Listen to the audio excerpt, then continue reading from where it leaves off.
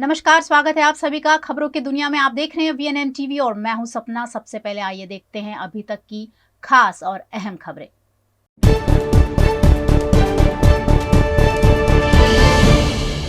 Israel Hamas जंग के बीच हुए सीज फायर के छठे दिन हमास ने कुल 16 लोगों को आजाद किया। पहले 2 रूसी इजरायली महिलाओं को रिहा किया गया, बाद में 10 इजरायली और 4 थाई नागरिकों को आजाद किया। इसकी जानकारी इजरायली सेना ने दी। ये सभी बंधक मिस्र पहुंच गए हैं और इन्हें इजराइल को सौंपा जाना है। बदले में इजराइल 30 फिलिस्तीनी कैदियों को रिहा करेगा। बीबीसी की रिपोर्ट के मुताबिक 150 लोग अब भी हमास की कैद में हैं। 5 दिन के सीज फायर में हमास ने 97 बंधकों को छोड़ा है। 7 अक्टूबर को हमास के आतंकी 241 से ज्यादा लोगों को बंधक बनाकर गाजा ले गए थे। वहीं इजराइल 180 फिलिस्तीनी कैदियों को रिहा कर चुका है।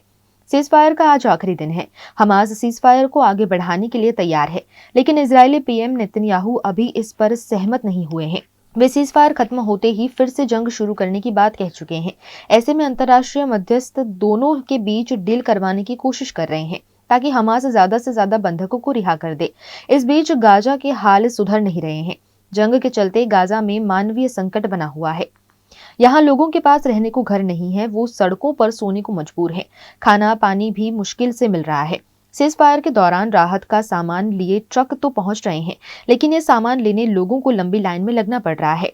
सैकड़ों लोग रसोई गैस लेने 3 दिन से लाइन में लगे हैं।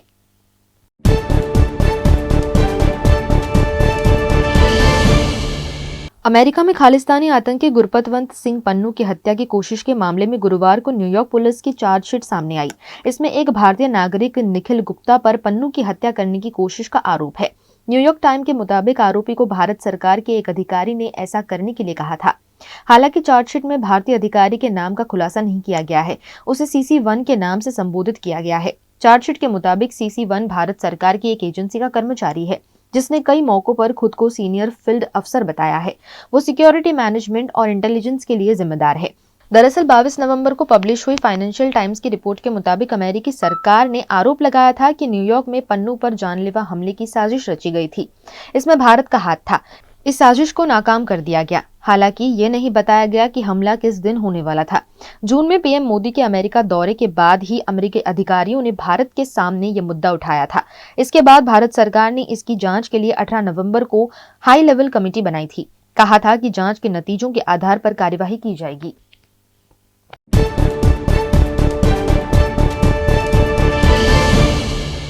उत्तरकाशी के सिलक्यारा टनल से सभी 41 मजदूरों के सुरक्षित निकलने के बाद बुधवार 29 नवंबर की रात देहरादून स्थित सीएम आवास पर इगास पर्व मनाया गया। इसमें सीएम धामी समेत कुछ मजदूरों के परिजन भी शामिल हुए। उत्तराखंड में दीपावली के 11 दिन बाद इगास पर्व मनाया जाता है। सभी 41 मजदूर पूरी तरह स्वस्थ हैं। बुधवार को ऋषिकेश एम्स में सभी का मेडिकल चेकअप हुआ। उन्हें यहां 48 घंटे तक ऑब्जर्वेशन में रखा जाएगा। एम्स की CEO प्रोफेसर मीनू सिंह ने कहा, सभी मजदूरों का हमने ECG कराया है, सभी स्वस्थ हैं। उनका ब्लड प्रेशर, ऑक्सीजन लेवल भी सही है। एम्स में भर्ती सभी श्रमिकों का ब्लड सैंपल लिया गया है। गुरुवार 11 बजे तक रिपोर्ट आएगी, जिसे एम्स डायरेक्टर के पास भेजा जाएगा। इसी आधार पर तय होगा कि उन्हें डिस्चार्ज कब किया जाएगा।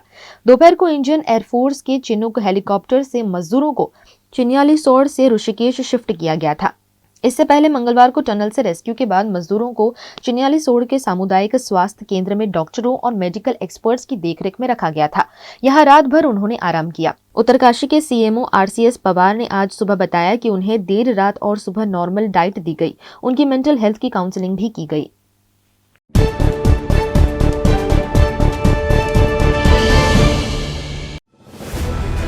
Part of the RR Global Conglomerate.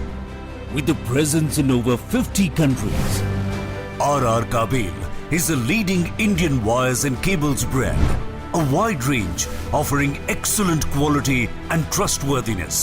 RR also has a wide range of lighting solutions. Choose from several options that can light up your home or office. Presenting appliances from RR, increasing the style quotient of your home. Delivering convenience every day. RR fans, lighting solutions, air coolers, water heaters, irons and more. When it comes to trust, quality and convenience, ask for home appliances from RR Kabel, your one-stop electric goods solutions provider. Bharat ले रहा है electric अंगड़ाई। क्यों ना हम साथ चले, साथ चले, साथ बढ़े, साथ बढ़े, देश मेरे, देश मेरे। देश को ले जाए नई दिशा की ओर। आपका जॉय, भारत का जॉय। दर्शनम ओशन, वडोदरा के गोत्री वासना रोड पर 4 BHK स्काई विलास। आधुनिकता की परिकल्पना को साकार करता है दर्शनम ओशन आलीशान प्रोजेक्ट, जहां आपको खुद का घर लगेगा 5 स्टार होटल। वडोदरा सिटी के प्राइम लोकेशन, ग्रीनरी के बीच स्टनिंग एस्थेटिक लग्जरियस रेसिडेंस। सभी बेडरूम में अटैच वॉशरूम, ग्रीन स्पेस के साथ balcony, full ventilation, parking, lift, kids play area, swimming pool, club house, indoor games, garden, fire safety system और आपकी privacy का भी रखा गया है खास ख्याल। लग्जरियस लाइफस्टाइल का सपना जो आपने देखा है वो पूरा होगा दर्शनम ओशन में। आज ही विजिट करें दर्शनम ocean behind Gotri police station, Gotri वासना रोड, वडोदरा।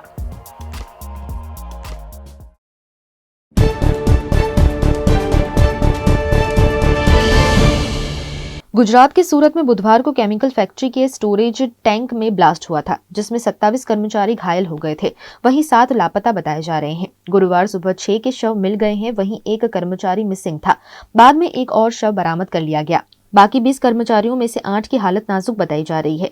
सूरत के फायर ब्रिगेड अधिकारी बसंत पारिक के मुताबिक सचिन इंडस्ट्रियल एरिया में स्थित एक केमिकल फैक्ट्री में देर रात करीब 2 बजे एक बड़े टैंक में रखे केमिकल में रिसाव हुआ, जिसके चलते विस्फोट के बाद आग लग गई। ब्लास्ट के कारण फैक्ट्री की 3 मंजिला इमारत में आग लग गई और पूरे यूनिट को अपनी चपेट में ले लिया। करीब 9 घंटे बाद आग पर काबू पाया जा सका।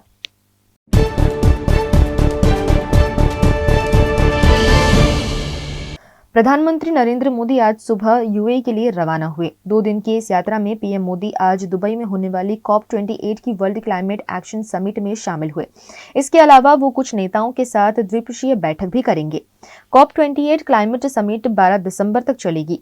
इसमें पॉप किंग चार्ल्स समेत दुनिया भर के 167 नेता क्लाइमेट चेंज और इसके समाधान के मुद्दे पर चर्चा करेंगे। पिछले कुछ सालों में क्लाइमेट चेंज पूरी दुनिया के लिए सबसे बड़ी चुनौती बनकर उभरा है। इस बैठक का फोकस फॉसिल फ्यूल और कार्बन एमिशन पर लगाम लगाने पर होगा।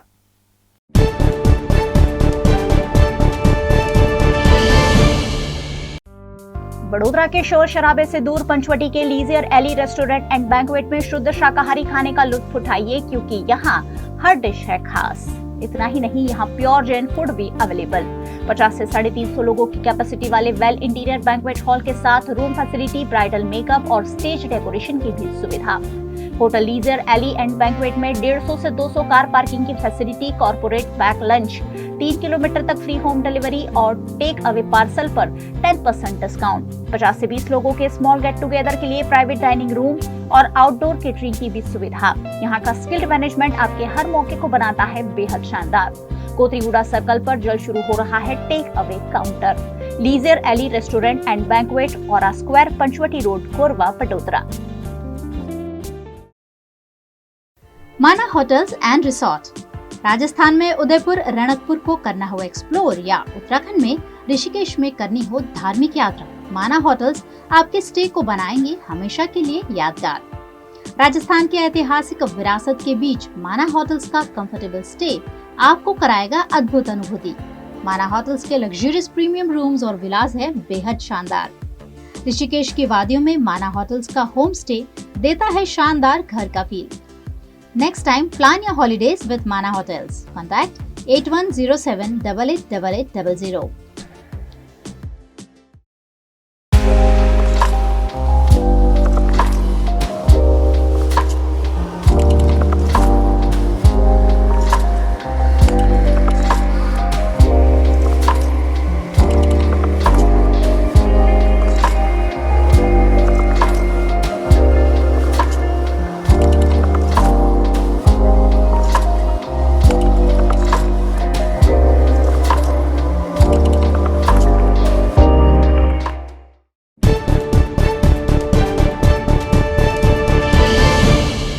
एक्टिविटीज के लिए भी भारत भविष्य में एक अहम भूमिका निभा सकता है। मीडिया से बातचीत में नेल्सन ने उस पल के बारे में भी बताया जब उन्होंने पहली बार अंतरिक्ष से भारत को देखा था। वे 1986 में कोलंबिया स्पेस शटल से अंतरिक्ष यात्रा पर गए थे। बिल ने कहा, मैंने पहली बार भारत को अंतरिक्ष से ही देखा था। सबसे पहले मैंने श्रीलंका को देखा, फिर मैंने उससे थोड़ा ऊपर नजर उठाई तो मुझे पूरा भारत दिखाई दिया। देश के सबसे ऊपर हिमालय था, पूरा नजारा स्वर्ग जैसा था।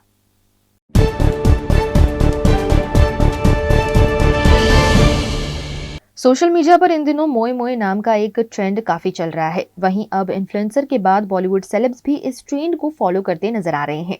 हाल ही में एक्टर आयुष्मान खुराना दिल्ली के एक कॉन्सर्ट में शामिल होने पहुंचे, जिसमें उन्होंने स्टेज पर अचानक से मोए मोए सॉन्ग गाना शुरू कर दिया। गाना गाने के साथ ही वो डांस भी कर रहे थे। गाना गाने के बाद आयुष्मान ने कहा, यहाँ ट्रेंड बनाने के लिए नहीं, गाना गाने के लिए आए हैं। उनके फैंस उनकी ये हरकत देख काफी खुश हुए। वीडियो में आयुष्मान ब्लैक टी शर्ट और मैचिंग पैंट के ऊपर ग्रे जैकेट पहने नजर आ रहे हैं।